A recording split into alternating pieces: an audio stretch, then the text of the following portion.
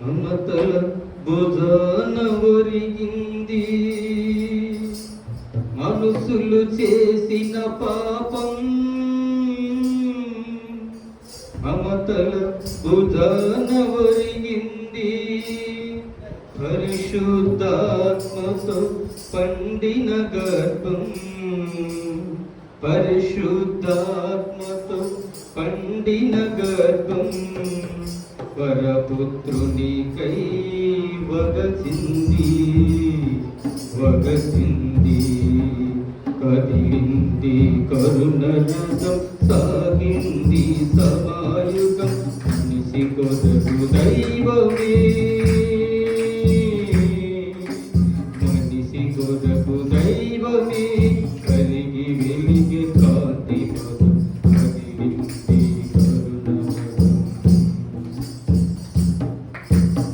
దీన జనాలికై దైవ కుమారుడు పంచిన రొట్టెలే రాళ్ళైనాయి. పాప క్షమాపణ పొందిన హృదయాలు నిలువున కరిగి నీరయ్యాయి నీరయ్యాయి. కదిలింది కరుణరసం సాగింది సమాయుగం. మనిషి కొరకు దైవమే కలిగి కలిగి వెలిగి కాంతి పదం. కదిలింది కరుణరసం. హల్లెలూయా. దేవునికి స్తోత్రం. హల్లెలూయా. మరింతవరకు చక్కని మాటలతో ఈ యొక్క సమయంలో 1 నుండి 5 మాటలను వివరించారు. కాబట్టి 6వ మాటగా మరొకసారి మనము లేఖనాల ప్రకారం ఏమి రాయబడిందో కొన్ని మాటలను మనం వివరించుకుందాం. యోహాను సువార్త 19వ అధ్యాయంలో రాయబడినటువంటి మాటను మనము చూస్తే 30వ వచనంలో ఆ సిరక పుచ్చుకొని సమాప్తమైనదని చెప్పి తల వంచి ఆత్మను అప్పగించను. హల్లెలూయా. ఏమిటి సమాప్తమైనది అనగా ఏంటంటే ఏమిటి ముగించారు, దేనిని ముగించారు? యేసుక్రీస్తు అంటున్నారు ముగించాను అంటున్నాడు. ఏంటి ముగించింది అన్నప్పుడు మనం మరొకసారి ఆ లేఖనాల ప్రకారం చూస్తే ఆయన అంటున్నాడు నేను సమస్తము లేఖనాలని నెరవేర్చడానికి వచ్చిన వాడిని కాబట్టి లేఖనాలని నేను ముగించడానికి వచ్చాను, సమస్తం చేశాను అన్నాడు. అదే విధంగా మనం ఒక లేఖనాలు మనము చూస్తే ఆయన ఏ లేఖనాలు మనము ఆయన నెరవేర్చినాడు అని చూస్తే లూకా సువార్త 24వ అధ్యాయము 44లో మనం ఒక్కసారి ఆ మాటను చూస్తే 24:44 వచనములో లూకా సువార్త 24వ అధ్యాయము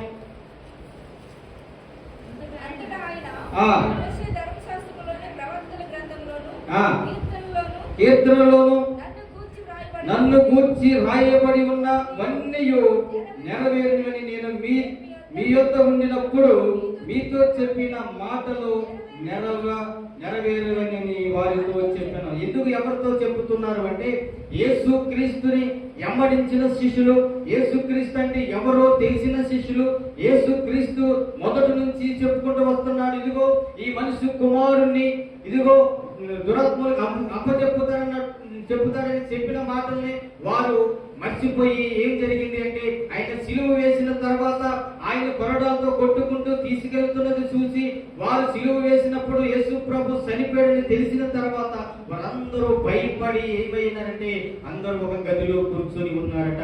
అప్పుడు యేసుక్రీస్తు వారు వెళ్ళి వారి మధ్యకు వెళ్ళి కనపడినప్పుడు వారు అప్పటికి కూడా ఇదిగో దెయ్యము దూతము అని వారు కేకలు వేసినప్పుడు ఇదిగో నేను దెయ్యాన్ని కాదు, నన్ను తాకి చూడండి, దెయ్యానికి ఈ యొక్క మాసపు శరీరం ఉండదు, ఈ శరీరం ఏ శరీరమో చూడండి అని తాకి చూడమని చెప్పినప్పుడు వారు తాకి చూశారు. ఇంకా వారి అనుమానం పోవటానికి వారి దగ్గర మీ దగ్గర ఏమైనా తినడానికి ఏమైనా ఉన్నదా అన్నప్పుడు వారి యొక్క చేప ముక్కలని రొట్టె ముక్కలు ఇచ్చినప్పుడు కూడా ఆయన తిని వారికి ధైర్యపరిచారు. ఈ రోజున మనం ఈ యొక్క మాటను బట్టి నేర్చుకోవాల్సింది తెలుసుకోవాల్సింది ఏంటో తెలుసా? ఆయన సమస్తమును ఎరిగినవాడు కాబట్టి సమస్తము లేఖనాల ప్రకారమే ఆయన నెరవేర్చడానికి ఈ లోకానికి వచ్చినాడు. అవును, అదంతా కూడా వారు చూసి భయపడిపోయినారు. అవును, 4వ మాటలో కూడా మనము చూసాం, ఆయన కంటికి చీకటి కమ్మెను అన్నది ఆమోసు గ్రంథము 8వ అధ్యాయం 9వ వచనములో కూడా ఆయన లేఖనాల ప్రకారం ఆమోసుతో మాట్లాడినప్పుడు, ఇదిగో అంతకాలమున వచ్చినప్పుడు ఈ యొక్క మధ్యరాత్రి చీకటి కమ్ముతున్నది అని అంతానికి సాదృశ్యం అని చెప్పినాడు. కాబట్టి యేసుక్రీస్తు చీకటిని కమ్ముకొని ఉన్నది అనగా, చీకటి అనగా పాపము కమ్ముకొని ఉన్నది, ఆయన మీద పాపము మోపబడి ఉన్నది. అందుకని ఆయన చెప్తున్నాడు, ఇదిగో లోక పాపములు మోసుకొని పోవు దేవుని గొర్రె పిల్లగా ఆయన ఈ లోకానికి వచ్చాడు. కాబట్టి ఇదిగో లోక పాప భారం ఆయన మీద పడింది. కాబట్టి అదిగో ఆ చీకటి, కటికి చీకటి అనగా ఆ కటికి చీకటి ఎలాంటిది అంటే తడుపులాడే చీకటి అంతట. అదే నిర్గమకాండం 10వ అధ్యాయం 29వ వచనంలో రాయబడిన మాటని మనం చూడగలిగితే అక్కడ మోసే అంటున్నాడు, ఇదిగో మోసే, ఐగుప్తు నుంచి ఇశ్రాయేలు ప్రజలను నడిపించడానికి నువ్వు ఒకసారి ఆకాశమునికి చెయ్యి ఎత్తు, అప్పుడు కటిక చీకటి కమ్ముతున్నది. ఆ కటిక చీకటి పాపానికి సాదృశ్యము. ఇదిగో ఐగుప్తుల నుంచి ఇశ్రాయేలు ప్రజల్ని వాగ్దానం చేసిన వారిని విడిపించుకోవడం కోసము మరొకసారి అక్కడ లేఖనాల ప్రకారమైన నెరవేర్చినాడు. కాబట్టి ఆ యొక్క కటిక చీకటి మాటకు ఉన్నది ఏమిటంటే పాపము. ఆ చీకటిలో తడుగులాడుతున్న పాపములోనే నలిగిపోతున్న వారి కోసం విడిపించడానికి ఈ లోకానికి వచ్చిన దేవుడు ఆయన ఏం చేసినట్టే సమస్తాన్ని నెరవేర్చినాడు. సమస్త లేఖనాల ప్రకారమే ఈ లోకానికి వచ్చిన నెరవేర్చినట్టుగా ఆయన లేఖనాలు చదివిస్తుంది. కాబట్టి లేఖనాలు యేసుక్రీస్తు నెరవేర్చాడు. అయితే యేసుక్రీస్తుని నమ్మిన మనమేమి సమస్తం చేశామనేది మనకి దేవుడు ప్రశ్నిస్తున్నాడు. కాబట్టి ఈ లోకంలో మనము కూడా మన జీవితంలో యేసుని వెంబడిస్తున్న మన జీవితాలకి కావలసినది ఏమిటో తెలుసా? ఈ లోకంలో ఏది సమాప్తము చేయగలిగినావని దేవుడికి మనం చెప్పగలుగుతున్నాం. హల్లెలూయా. నీ పాపరోత జీవితంలో నుంచి నువ్వు సమాప్తము చేయమని ప్రార్థన చేస్తున్నాడు యేసుక్రీస్తు. ఈ లోకముని విడిచిపెట్టి, ఈ లోకంలో ప్రతిదీ కూడా పాపము నుంచి విడిచిపెట్టి, ప్రతిదీ కూడా ఈ లోకానుసారమైన జీవితాన్ని విడిచిపెట్టి యేసుని వెంబడించేవారు ఏమి విడిచిపెట్టాలంటే ప్రతిదీ కూడా పాప మార్గాన్ని, చీకటి మార్గాన్ని, కటిక చీకటి కమ్ముకున్నది అనగా పాపము. లోకములో ఉన్న మనము ఈ లోకంలో పాపాన్ని విడిచిపెట్టి పరిశుద్ధులుగా, పవిత్రులుగా చేయడానికి ప్రభువైన యేసుక్రీస్తు ఈ లోకానికి వచ్చాడు. కాబట్టి ఈ లోకంలో ఉన్న మనమందరినీ ఒక మాట అడుగుతున్నాడు. ఆయన ఏమడుగుతున్నాడంటే, దేవుడు లేఖనాల ప్రకారం, తండ్రి మాట ప్రకారం లేఖనాన్ని నెరవేర్చని శిష్యులతో చెప్తున్నాడు. మరి మనమేమి చెబుతున్నాం దేవుడికి అంటే, ఈ లోకంలో నైనా ఇదిగో ఒకప్పుడే నేను పాపిగా ఉన్న నా పాప జీవితాన్ని సమాప్తం చేసి నిన్ను వెంబడిస్తున్నానని చెప్పగలిగిన వాడే క్రైస్తవుడని దేవుని లేఖనాలు చదువుతుంది. కాబట్టి మరొకసారి ఈ మాట ప్రకారం దేవుడు మనకి ఇచ్చిన మాటని సమాప్తం చేసామని ప్రార్థన చేసుకున్నాం. హల్లెలూయా. కాబట్టి ఇంకా 7వ మాటను కూడా మరి ఎవరు లేదు చెప్పారు. 7వ మాటని కూడా ఈ మాటతో కలుపుకొని 7వ మాటని మరి దైవ సేవకులే వివరించి ముగిస్తారని ప్రార్థిస్తున్నాం. హల్లెలూయా. దేవునికి స్తోత్రం.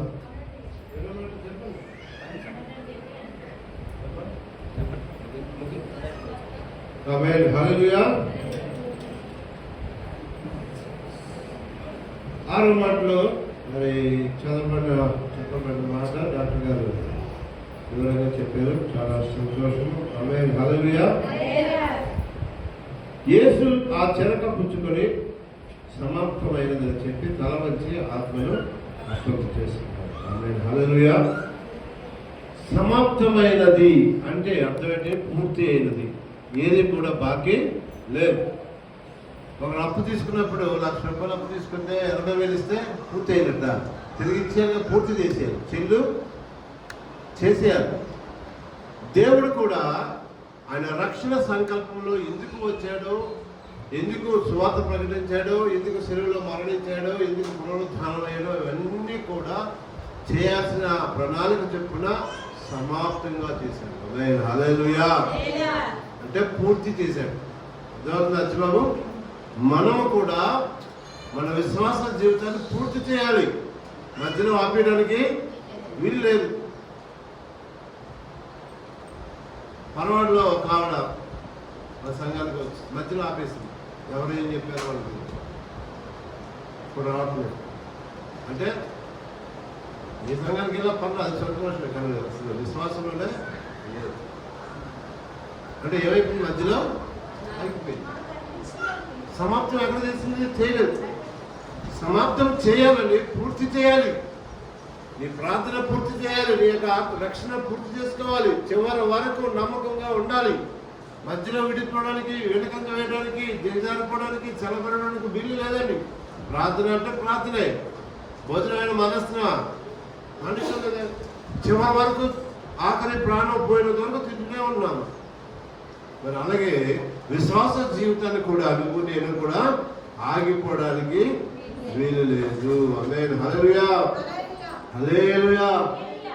యోహాను సువార్త మాట చెప్పి ఆ మాట గుర్తిస్తాను. 4:34 యోహాను సువార్త 4:34లో యేసు వారిని చూచి,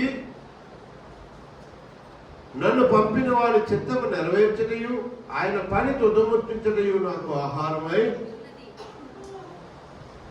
4:33 యేసు వారిని చూచి, నన్ను పంపిన వారి చిత్తము నెరవేర్చటయు ఆయన పని తుదముట్టించటయు నాకు ఆహారమే. ఆయన పని తుదముట్టించడం అంటే అర్థం ఏంటి? పూర్తి చేయడం. ఆయన పని చేయడమే నాకు ఆహారం. ఆయన చిత్తం చేయడమే నా ఆహారం. ఆయన పని పూర్తి చేయడమే నాకు ఆహారము అంటాడు. హల్లెలూయా. మరి అలాంటి మనసు వేసేకుంటే ఆ మనసు నీకెందుకు నాకెందుకు ఉండటం లేదు? క్రీస్తు యేసుని కలిగిన మనసు మీరు కూడా కలిగి ఉండాలి. కాబట్టి దేవుని బిడ్డలు, ఈ విశ్వాస జీవితాన్ని మధ్యలో ఆపడానికి భర్త భార్యలు ఇరువురు కూడా ఇలాంటి ఒకే ఒక్క మాటతో ఉండాలి తప్ప ఏదో స్వార్థం కోసమో, అల్పకాల సంతోషాల కోసమో విశ్వాసాన్ని, రక్షణను పక్కన పెట్టేస్తే దేవుని యొక్క ప్రియమైన బిడ్డలారా, మీ యొక్క పని మీరు పూర్తి చేయటం లేదు. ఆమేన్. హల్లెలూయా. ఈ విశ్వాసం కొన్ని సంవత్సరాల కోసం ఆ రక్షణ పొందాం. పిల్లలు పెళ్ళైనంత వరకు ఉందాం, తర్వాత మారిపోతాం అనుకుంటారా? లేక పెళ్ళి అయిన తర్వాత మారుదాం అనుకుంటారా? ఇలాంటివన్నీ పక్కన పెట్టండి. ఎవరు శాశ్వతం కాదండి. పిల్లల పెళ్ళిళ్ళు శాశ్వతం కాదు, లేక మన యొక్క ఉద్యోగాలు అంతకంటే శాశ్వతం కాదు. కొంతమంది ఉద్యోగం వస్తే వస్తానండి, ఉద్యోగం రాకపోతే రానని అంటారు. ఇన్ని సంవత్సరాలు మీరు భక్తి చేశారంటే ఏ ఉద్యోగం లేదు, సద్యోగం లేదు అంటే ఉద్యోగం కోసం వేసేది అనుకున్నావు. నువ్వు నిన్ను పరలోకం తీసుకెళ్ళడానికి, నువ్వు పరలోకం వెళ్ళడానికి, నరకం తప్పించబడడానికి వేసేదానికి వచ్చావు. ఆ నమ్మకం, ఆ విశ్వాసం, రక్షణ చివరి వరకు ఉండాలి. ఈ ఊర్లో ఎన్నిసార్లు మీరు మరి సువార్త చెప్పావు. అమ్మ యొక్క ఏ ఊరిది? ఓటగంట పాలెంలో వీళ్ళ కాలనీలు ఎంతో మంది వచ్చేవారు, సంతోషించారు. కానీ మధ్యలో 5వ ఊరు వెళ్తారు, అక్కడ మళ్ళీ విగ్రహాలు మొదలు. ఇలాగా ఆ యొక్క కాలనీలో చాలా వేదన పడ్డాం, మేము శ్రమ పడ్డాం, ప్రయాసపడ్డాం. కానీ అక్కడికి 2-3 రక్షణ పొందాం. ఆమేన్. హల్లెలూయా. నువ్వు కూడా అలాగే చేస్తే, ఇక మాకు బుర్ర పాడైపోతుంది. ఆమేన్. హల్లెలూయా. కాబట్టి నీ విశ్వాసం చివరి వరకు పూర్తి చేయాలి. ఈ జర్నీ, ఈ ప్రయాణము నువ్వు పరలోకి వెళ్ళేంత వరకు ఉండాలి. గట్టి చెప్పండి. హల్లెలూయా, హల్లెలూయా. కార్యారంభం కంటే కార్యాంతము మేలు. మొదలెట్టడం ఈజీయే, కానీ పూర్తి చేయడం చాలా కష్టం. కానీ పూర్తి చేయడమే మేలు అంటున్నాడు దేవుడు. కాబట్టి పూర్తి చేయాలి, ఆఖరి వరకు వెళ్ళాలి ప్రయాణం. ఎక్కడ మధ్యలో ఆగిపోవడానికి. కాబట్టి ఈ 6వ మాటలో మనం నేర్చుకోవాల్సిందంటే ఆయన పూర్తి చేశాడు. ఏం చేశాడు ఆయన? సమాప్తము అంటే పూర్తి, కంప్లీట్గా చేశాడు, ఎక్కడ ఆగలేదు. అది 6వ మాట. 7వ మాట చెప్పుకొని మనం ముందు చేసుకుందాం. చివరిగా లూకాసు వార్త 23:46 చదవండి. అప్పుడు యేసు గొప్ప శబ్దముతో, తండ్రి నీ చేతికి నా ఆత్మను అప్పగించుకుంటున్నాను ఆయన ఇలాగ చెప్పి ప్రాణము విడిచెను. హల్లెలూయా. మొదటి మాటలో ఏమన్నాడంటే తండ్రి అన్నాడు. మళ్ళీ చివరి మాటకు వచ్చేసరికి తండ్రి అన్నాడు. అర్థమైందండి? మొదటి మాటలో ఏమన్నాడు? వీరేం తండ్రి, వీరేమి చేయించున్నారో. మధ్యలో ఏమన్నాడు? దేవా దేవా నా చెయ్యన్నాడు. మళ్ళీ చివరికి వచ్చేసరికి మళ్ళీ తండ్రి. అంటే ఆ మధ్యలో గ్యాప్లోనే ఏమైంది? ఒక్క క్షణం వేసేయా చెయ్యాలి, దేవుడు చెయ్యి విట్టేసాడు. హల్లెలూయా. మళ్ళీ మొదటికి వచ్చి తండ్రి ఏమన్నాడు? నేను నీ చేతికి నా ఆత్మను అప్పగించున్నాను అని చెప్పి మరి ఆయన ఇలా చెప్పి ప్రాణాన్ని విడిచాడు. హల్లెలూయా. దేవుని యొక్క ప్రేమ బిడ్డలారా, మన ఆత్మలు కూడా దేవునికి అప్పచెప్పుకోవాలి. మన ఆత్మలు కూడా దేవునికి అప్పచెప్పాలి. ఈ ఆత్మ మనది కాదని దేవుడు ఇచ్చినాడు. నరులారా తిరిగి రండి అని దేవుడు పిలుస్తున్నాడు. మనం మట్టిలో నుంచి వచ్చాం లేదా? ఆదామును మట్టిలోంచి చేశాడు దేవుడు. ప్రసంగం ఏమంటున్నాడు? శరీరం మట్టిలో వచ్చింది కాబట్టి మళ్ళీ మట్టిలోనికే పోతుంది. కానీ దేవుడు అనుగ్రహించే ఆత్మ మళ్ళా దేవుడి దగ్గరికే వెళ్ళాలి. కాబట్టి యేసే తన ఆత్మను దేవుడికి అప్పచెప్పుకున్నాడు. మనం కూడా మన ఆత్మను దేవుడికి అప్పచెప్పాలి, కానీ దెయ్యానికి అప్పచెప్పడానికి వీలు లేదు. ఆమేన్, హల్లెలూయా, హల్లెలూయా. కాబట్టి దేవుని యొక్క ప్రేమను బిడ్డలారా, 1 పేతురులో పౌలు అంటాడు, 4వ అధ్యాయము 19వ వచనంలో చదవండి. కాబట్టి దేవుని చిత్త ప్రకారము 1 పేతురు 4:19. 1 పేతురు 4:19. కాబట్టి దేవుని చిత్త ప్రకారం బాధపడిన వారు సత్ప్రవర్తన గలవారై నమ్మకమైన సృష్టికర్తకు తమ ఆత్మలను అప్పగించుకున్న వాళ్ళను. మంచి క్రియలు ప్రవర్తన ఉండాలి. అప్పుడే మనకి ఏం కలుగుతుందమ్మా? నిత్య విశ్రాంతి కలుగుతుంది. ఏమంటాడు అక్కడ? దేవుని చిత్త ప్రకారము బాధపడేవారు సత్ప్రవర్తన గలవారై నమ్మకమైన సృష్టికర్తకు తమ ఆత్మలను అప్పచెప్పుకున్నారు. మన ఆత్మలను అప్పచెప్పుకోవాలంటే, మన ఆత్మలు దేవుడి దగ్గరికి వెళ్ళాలంటే మనం వెళ్ళాలని ఉండాలమ్మా? సత్ప్రవర్తన, నమ్మకమైన సృష్టికర్తకు మన ఆత్మలను అప్పచెప్పుకోవాలి. మన ప్రవర్తన బాగుండాలట, మన ఆలోచన విధానం బాగుండాలట, మన క్రియలు బాగుండాలట. అప్పుడే మన ఆత్మ దేవుని దగ్గరికి చేరు. కాబట్టి దేవుని యొక్క ప్రేమను బిడ్డలారా, ఒకటి మాత్రం ఈ యొక్క చివరి మాటలో స్పష్టంగా నేను అర్థం చేసుకోవాల్సిందంటే, నీ ఆత్మ దేవుడి దగ్గరికి వెళ్ళాలి. వెళ్ళే పరిస్థితి ఉందా లేదా? యేసే తన ఆత్మను అప్పచెప్పుకున్నాడు. మరి నీ ఆత్మ దేవుడికి అప్పచెప్పుకుంటావా లేదా? దేవుడి దగ్గరికి వెళ్ళే గ్యారంటీ ఉందా లేదా? నీ ప్రవర్తన, నీ క్రియలు, నీ ఆలోచన విధానము, నీ యొక్క జీవితంలో మరి ఎటువంటి దేవుడికి విరుద్ధమైన కార్యాలు లేకుండా చక్కగా ఉంటే దేవుని సన్నిధికి నీ ఆత్మ వెళ్తుంది. హల్లెలూయా. కాబట్టి ఒకటి సత్యం, ఈ శరీరం భూమిలో కలిసిపోతుంది. తర్వాత మన ఆత్మ ఎక్కడికి వెళ్ళాలి? అంతే, విడిపోతాయి. శరీరము ఆత్మ విడిపోతుంది. ఇప్పుడు మన శరీరంలో 3 ఉన్నాయండి. ఒకటి శరీరం ఉంది, ప్రాణం ఉంది, ఆత్మ. ఆత్మ, ప్రాణం, శరీరం 3 ఉన్నాయి. కాబట్టి ఈ శరీరం మట్టిలోంచి వచ్చింది కాబట్టి మట్టిలోకి కలిసిపోద్ది. కానీ మనం దేవుడిచ్చిన ఆత్మ దేవుడి దగ్గరికి.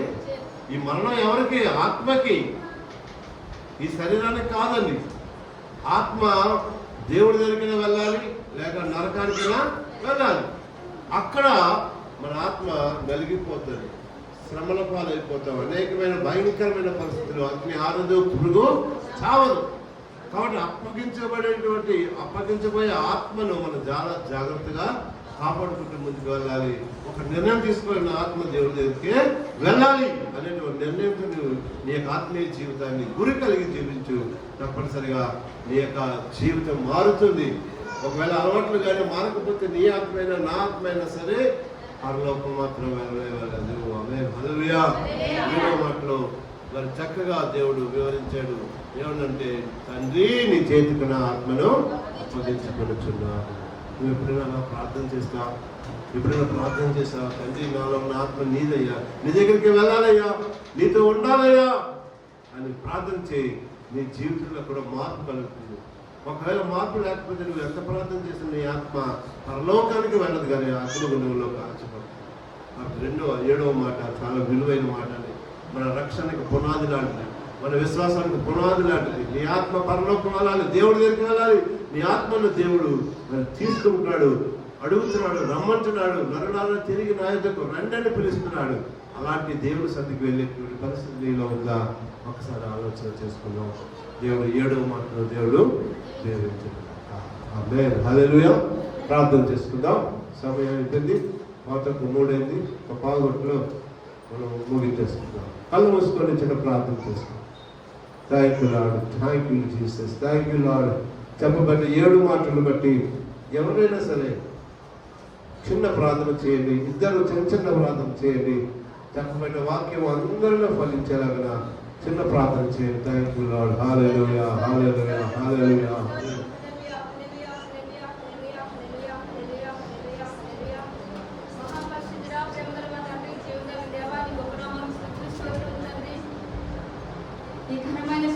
మాట్లాడిన ఘనమైన మాటలు 7 మాటలు ధ్యానించుకోవడానికి కృపనిచ్చారు దేవా. నీకు వందనాలు స్తోత్రాలు ప్రభా. ప్రతి మాటను బట్టి నీకు వందనాలు తండ్రి.